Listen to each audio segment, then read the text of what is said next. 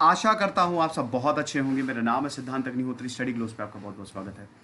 दोस्तों, ये demo lecture है जो पेपर 1 यूजीसी नेट, एसईटी और जेआरएफ के लिए शानदार लेक्चर है। दोस्तों, मोनिका मैम ने इसको कवर किया है। इसमें आपको ढेर सारे एमसीक्यूज क्वेश्चन मिलेंगे। अक्टूबर तक ये पूरा कोर्स कंप्लीट होगा, रिकॉर्डेड लेक्चर्स होंगे।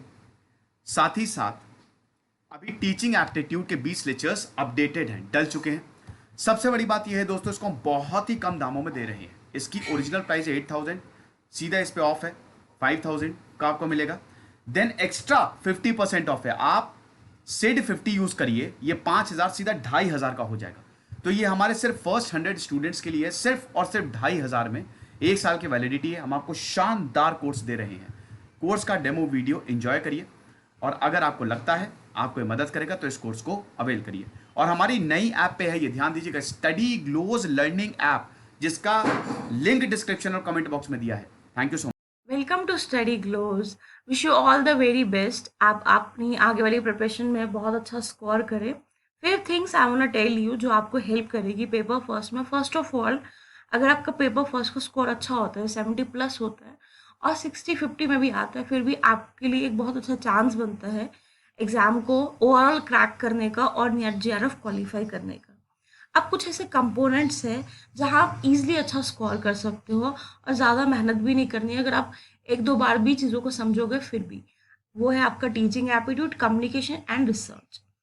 अब हम टीचिंग एप्टीट्यूड की बात करें तो ये बहुत ही आसान कंपोनेंट है। क्यों? क्योंकि आपको मोस्टली इसमें जो चीज़ें पूछी जाती है वो सिचुएशन बेस पूछी जाती है और बेसिक्स पूछी जाती है। फॉर एग्जाम्पल, आपसे पूछ लिया जाएगा, आपको कोई कंडीशन दे दी जाएगी। फॉर एग्जाम्पल, आप के 4 या 5 स्टूडेंट्स ऐसे हैं जो बहुत ईजिली रिटेन कर पाते हैं चीज़ों को, और कुछ ऐसे स्टूडेंट्स भी है जो बहुत टाइम लेते हैं। तो आप ऐसी क्लास को कैसे बैलेंस क्रिएट करोगे? आपके पास 4 ऑप्शंस होंगे और उनमें से आपको बेटर वहाँ के लिए सूटेबल मेथड बताना होगा। So let's get started. Teaching aptitude में फर्स्टली हम चीज़ों को थोड़ा थोड़ा समझेंगे। डोंट वरी, डेफिनेशंस एनटीए कभी भी नहीं पूछती है, ये जस्ट एक आइडिया फ्रेम आउट के लिए है। उसके बाद हम थोड़ी थोड़ी चीज़ों को लेवल अप करेंगे, और इन बिटवीन आपको कोई भी चीज़ नहीं समझ आती है, don't worry, it is just a beginning. In between हम चीज़ों को रिवाइज करते रहेंगे और मैं आपको हर टॉपिक के एंड तक बताती रहूँगी कि इस टॉपिक से कैसे क्वेश्चंस आएंगे। फर्स्टली, टीचिंग एप्टीट्यूड क्यों है आपके कंपोनेंट? और फर्स्ट ऑफ ऑल, आप जब नेट जेआरएफ क्वालिफाई करते हैं, आप रिसर्च फेलोशिप के लिए एलिजिबल हो जाते हो, तो आगे आपको टीचिंग करनी है, रिसर्च करनी है, और उसी के लिए ये चीज़ें आपको पढ़ाई जाती है ताकि कल आपको जब स्टूडेंट से डील करना हो तो आपको पता हो कि स्टूडेंट साइकोलॉजी कैसी है। देखो, दो चीज़ें होती है पढ़ाना।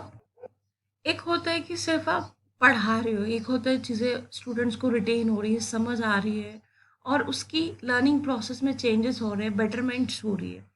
तो टीचिंग एप्टीट्यूड कंपोनेंट का यही मतलब है आपके सिलेबस में होने का, ताकि आपको पता हो कि स्टूडेंट्स के साथ कैसे डील करना है। टीचिंग एप्टीट्यूड का सिंपल सरल भाषा में ये मतलब होता है कि ऐसी ट्रेनिंग जो टीचर्स को ये बताती है कि स्टूडेंट्स को कैसे डील करना है, उन्हें कैसे टीच करना है।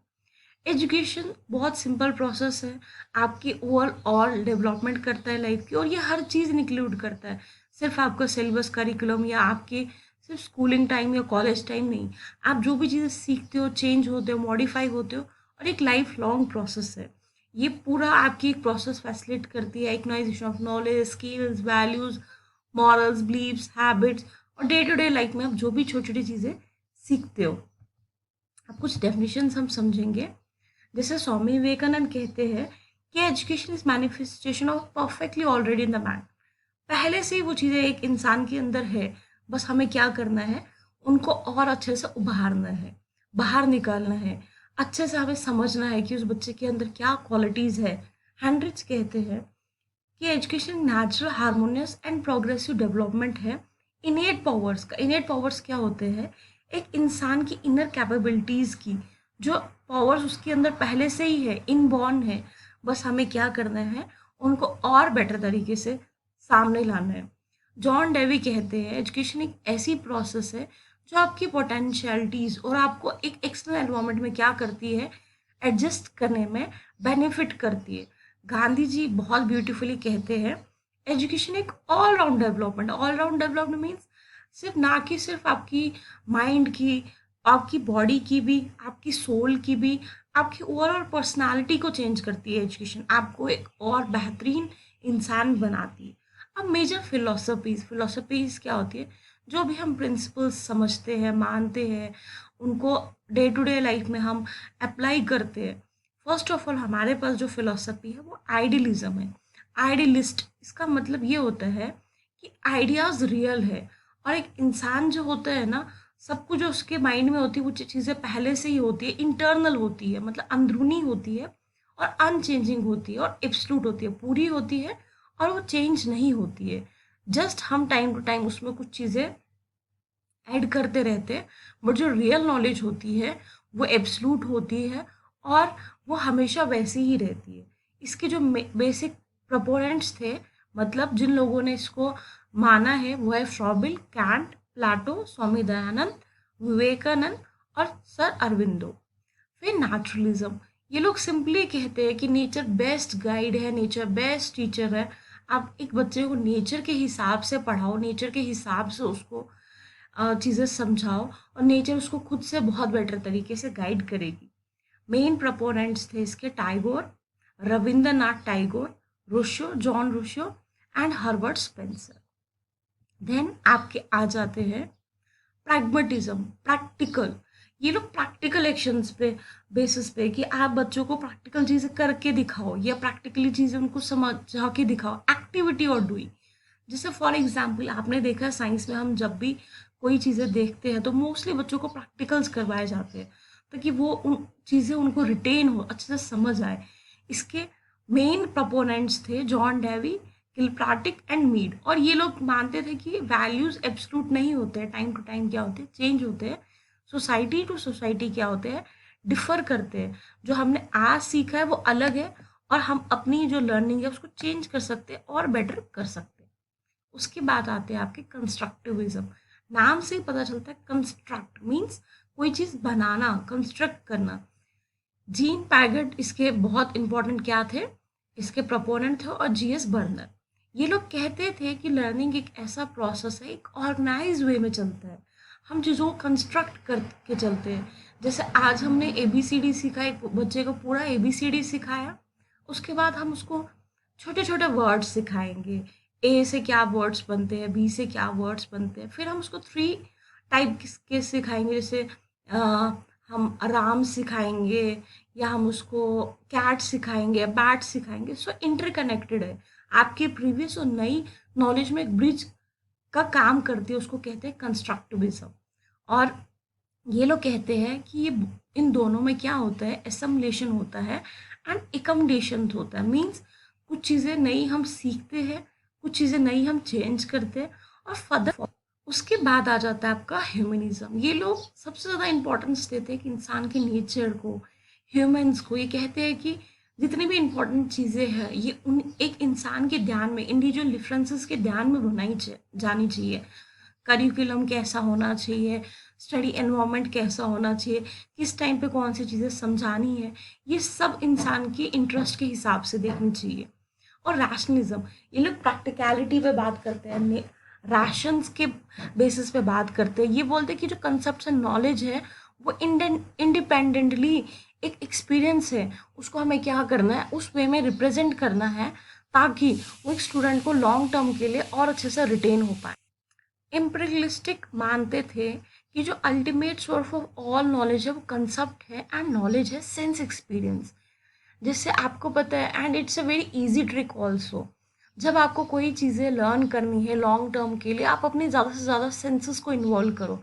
जैसे पिक्चर्स देखो, या उसको वीडियो की फॉर्म में देखो, ऑडियो की फॉर्म में देखो, उसको लिखो। जब आपकी जितनी सेंसेस लर्निंग से इंक्लूडेड होती है, उससे क्या होता है, आपकी जो लर्निंग है वो और इफेक्टिव होती है, और लॉन्ग टर्म के लिए होती है। उसके बाद आता है बिहेवियरलिज्म। बिहेवियरलिज्म कहते हैं कि जो लर्नर है एक पैसिव ऑर्गेनिज्म है, जिसकी कंडीशनिंग होती है। कंडीशनिंग मतलब इसको हम कोई भी चीज़ सिखाते हैं सकते हैं, और उसका जो बिहेवियर है वो किसी भी एंगल से मॉडिफाई कर सकते हैं। इसके मेन प्रोपोनेंट थे इयन थ्रॉकडाइन। इन्हें एक एक्सपेरिमेंट किया था जहाँ पे इनने क्या दिया, लॉज दिए दिखाने के लिए। इन्हें एक तो दिया law of exercise and law of effect. Law of exercise का मतलब practice makes a man perfect. जब भी आपको कोई चीज़ स्टूडेंट को काफ़ी बेटर वे में चाहते हो कि वो उसमें परफेक्ट हो जाए, आप उसको बार बार वो चीज़ें सिखाओ, बार बार वो चीज़ें प्रैक्टिस करवाओ।